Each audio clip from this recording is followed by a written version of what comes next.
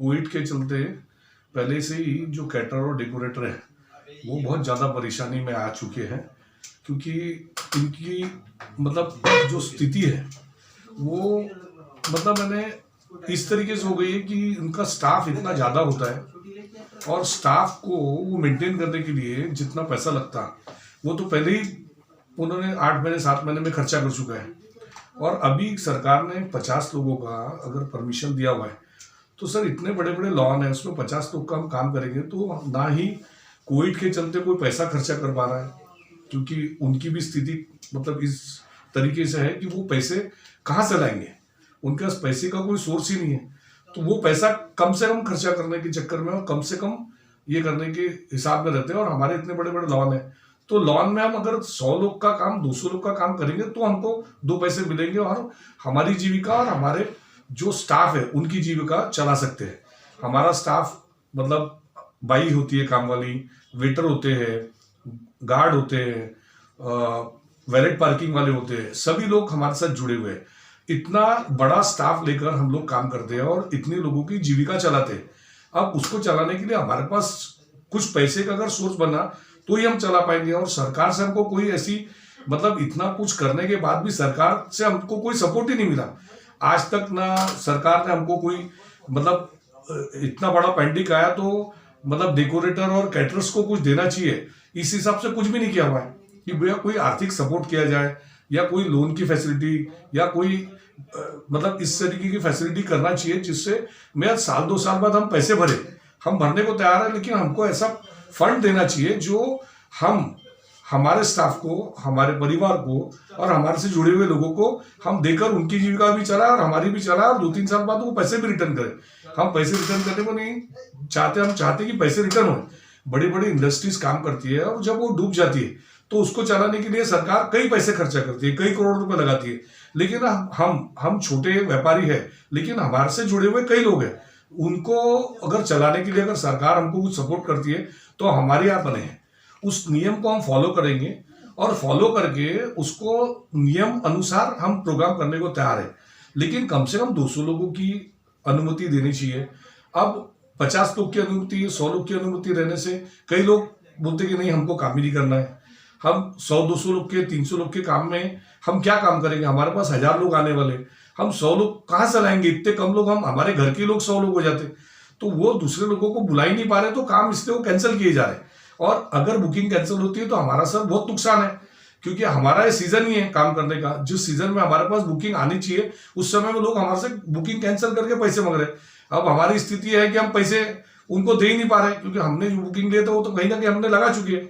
तो हम कैसा काम करेंगे, हमारे पास पैसे की आवक नहीं है और हम उनको बुकिंग के पैसे देंगे या हमारे स्टाफ को पैसे देंगे, हम कैसा करेंगे। अंदेशा का माहौल है, अंदेशा उसका डर का माहौल है, उसके चलते भी कई लोग अभी मतलब जैसे अभी हमारे यहाँ पर भी कोई अगर ज्यादा कुछ हो गया और वो 3 कलमें लगी तो सर हम तो जमानत भी नहीं ले पाएंगे, हमारे पास पैसे ही नहीं है, हम तो वैसे ही भूखे मरे हुए हैं। हमारी तो स्थिति है कि आज मर की कल मर, हमारे पास अगर भी पैसा अगर नहीं आता है तो हमको तो सुसाइड करने की स्थिति है।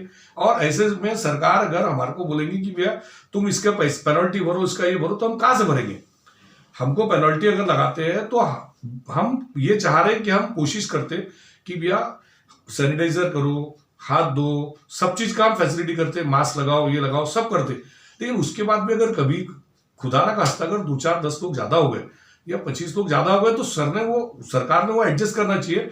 और हम चाहते हैं कि थोड़ा बहुत मतलब सरकार ने 100 लोग 200 लोग की परमिशन देनी चाहिए, जिससे हमारा व्यवसाय थोड़ा बहुत बढ़ेगा। केंद्र सरकार ने 200 लोगों को परमिशन दी हुई है और हमारे प्रधानमंत्री जी के इलेक्शन के उसमें आप देखो लाखों लोग आए हुए हैं, वहां बिना मास्क के लोग हैं।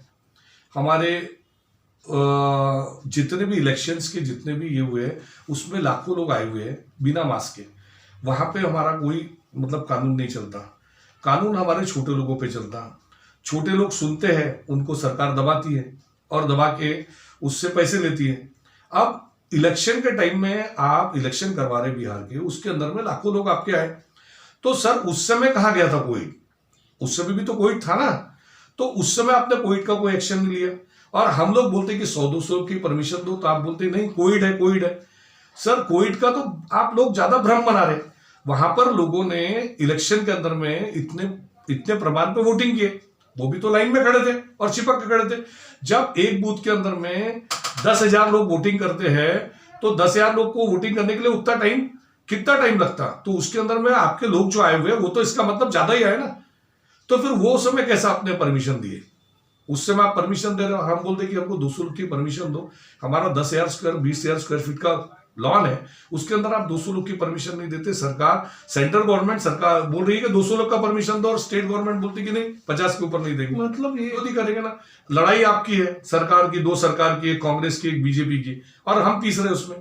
हम छोटे व्यापारी उसके अंदर में इसलिए पूछ रहे हैं कि भैया आप केंद्र के हो और वो स्टेट के, उसमें हमको तकलीफ यह है कि हमको तो 200 लोग को परमिशन देंगे तो हम कुछ तो भी काम बढ़ा पाएंगे हमारा।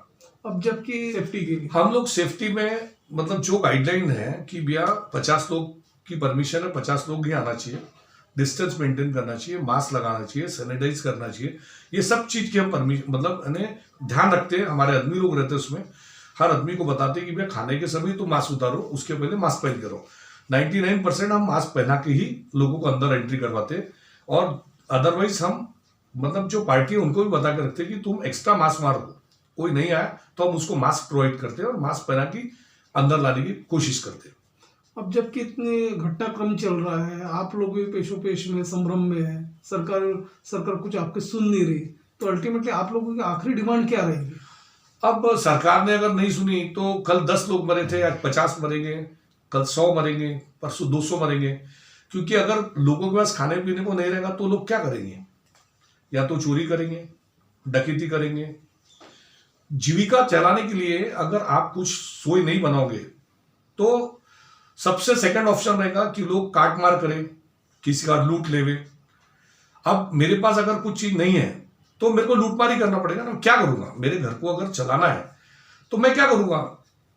मेरे को ये दिखेगा कि भैया बैंक में पैसे तो बैंक को लूट लो, एटीएम में पैसे तो एटीएम को लूट लो। मेरे को जीविका चलाने के लिए मैं कुछ ना कुछ करूंगा।